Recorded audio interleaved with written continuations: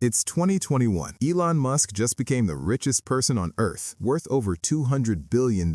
And then he tweets something that breaks your brain. I don't take a cash salary or bonus from anywhere. Okay. So how does he live? Here's what he didn't tweet. That same year, he borrowed $23 billion against his Tesla shares. $23 billion. Not selling, borrowing. And if you think that's just Elon being Elon, Jeff Bezos did the same thing. Larry Ellison, Mark Zuckerberg, Warren Buffett, all of them. They have billions, but they live on loans. And deep down, you know something's off about that, right? Because when you need money, you sell something. You cash out. You lock in the profit. But they don't. So here's the thing. This isn't about being rich. This is about how rich people think about money differently than you do. It's called the buy, borrow, die strategy. And once you see it, you can't unsee it. Let me show you exactly how this works through a story you'll actually relate to. It's 2017. There's this guy. Let's call him Marcus. He's 32, works in marketing, makes decent money, lives in that apartment you scroll past on Zillow thinking someday. 2 years ago, Marcus did something smart. He bought Bitcoin. Not a lot, just $2,000 worth when it was trading around $1,000 each. So now he's sitting on 2 Bitcoins. And then December 2017 happens. You remember this, right? Bitcoin goes absolutely insane. Marcus logs into his account one morning and he sees it. $20,000. He bought low. It went high. This is it. This is what everyone talks about. His brain is screaming at him, take the profit, lock it in. Because deep down, he's terrified. What if it crashes tomorrow? What if this is the top?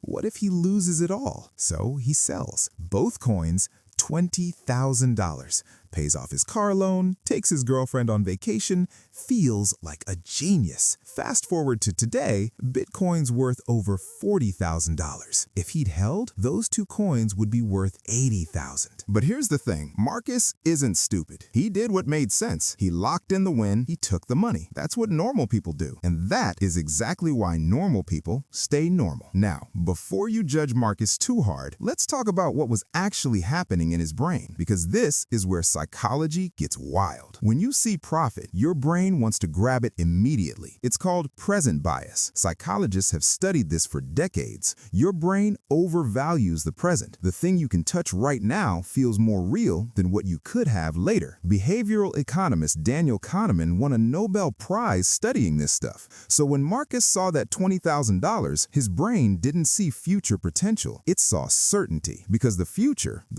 is scary, uncertain. And there's another thing happening, loss aversion. This is crazy. Psychologists found that losing money hurts about twice as much as gaining the same amount feels good. So Marcus wasn't thinking, I could make more. He was thinking, I could lose what I already made. And that fear, that's the difference. Because while Marcus was protecting his $20,000, billionaires are thinking something completely different. Let me take you to the same year, 2017, Jeff Bezos. At this point, Bezos owns about 80 million shares of Amazon. Stocks trading around $1,200. Do the math? That's almost $100 billion.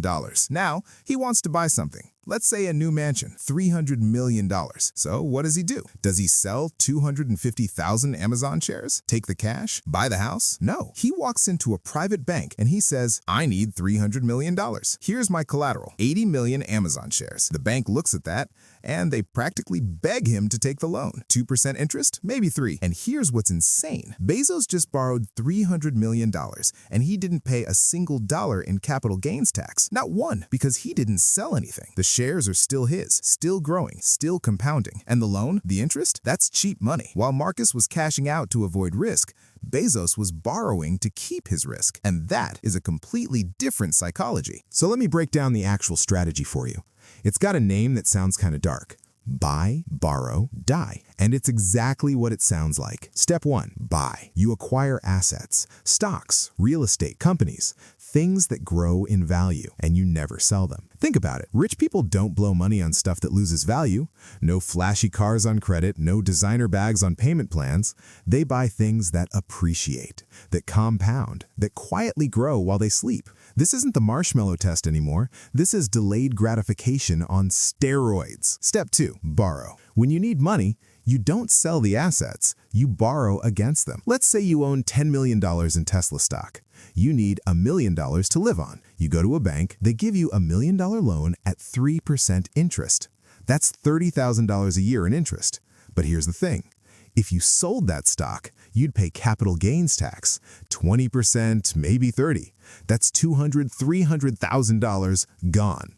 So instead of losing $300,000 in taxes, you pay $30,000 in interest. And your $10 million, still growing, still yours. The math isn't even close. But wait, most people hearing this are thinking, that sounds risky. What if the market crashes? And that's the psychological difference again. Normal people see debt as danger, as something to avoid, to pay off as fast as possible. Rich people see debt as leverage, as a tool of control. They're playing an infinite game. You're playing to survive the month. Now, here's where it gets really wild. Step 3, die. When you pass away, your heirs inherit your assets. And because of something called step up in basis, they inherit them at current market value, meaning all that growth, all those decades of gains, 0 taxes. Your kids get 10 million or 100 million or $1 billion, and they pay nothing on the appreciation. It's legal, it's smart, and it's happening every single day. The cycle just repeats for the next generation. So why don't normal people do this? Here's the thing. It's not about the math. It's about the psychology. When Marcus sold his Bitcoin, he was thinking scarcity. I need to lock this in. I need to secure this. This might be my one shot. When Bezos borrows 300 million, he's thinking abundance. Why would I ever stop the compounding? Why would I interrupt the growth? And deep down, it's not just about money. It's about identity. For Marcus, Bitcoin was an investment,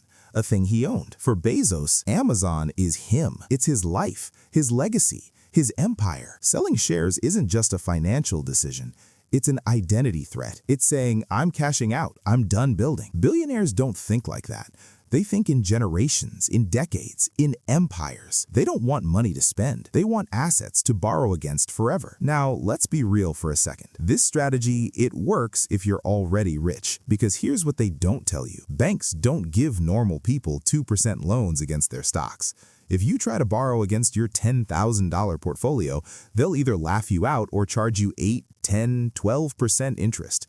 And if the market crashes and your collateral drops, they'll margin call you, force you to sell, lock in your losses. Billionaires don't get margin called because they have so much collateral, the bank can't afford to lose them as a client. So yeah, the system is rigged, but not in the way you think. It's not rigged because they're cheating. It's rigged because the rules were written for people who already won. And that's the part that messes with your head. Because once you see it, you realize taxes, optional if you're rich enough. Debt, a tool if you're rich enough. Selling, a mistake if you're rich enough. The game is different at the top. So here's what I want you to think about. If you had $10 million in stock and you needed $100,000, would you sell or would you borrow? Most people would sell because that's what feels safe. But now you know that's not what rich people do. They borrow. They hold, they compound, not because they're smarter, but because they think differently about money. They see debt as a tool. You see it as a trap. They see assets as power. You see them as profit. And maybe, just maybe, that's the real reason they stay rich and you don't. Drop a comment. Tell me, does this change how you see your own debt? And if this one hit different, hit subscribe. We're just getting started uncovering the psychology behind money most people never talk about.